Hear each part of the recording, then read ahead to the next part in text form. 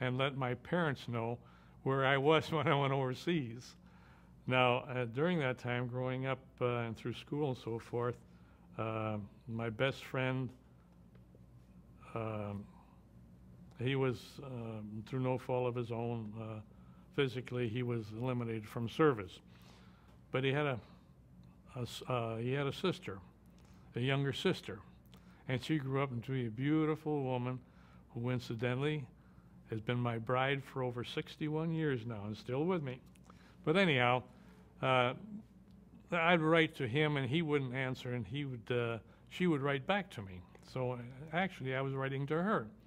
So on the way overseas, before we went overseas, I said, now I know that the B-29s were taken out of China and India and so forth, and were all based at the Mariana Islands in the Pacific.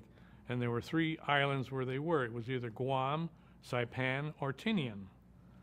Now, I will be based at one of these, fly out of one of those fields, one of those islands.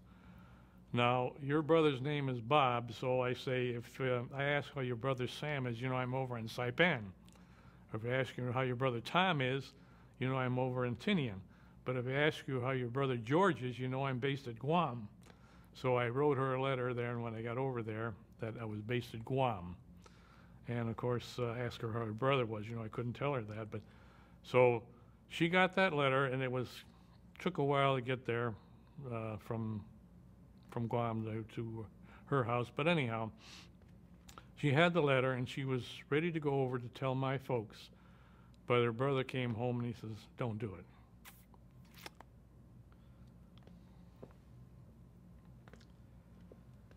Because your mother just got notice that he was missing in action. And that was April 7th.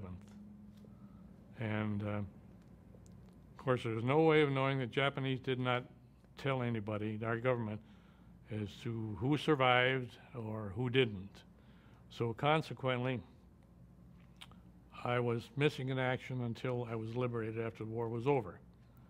But nobody knew whether I was alive, dead, or anything. So this is how it turned out. She knew I was where I was, and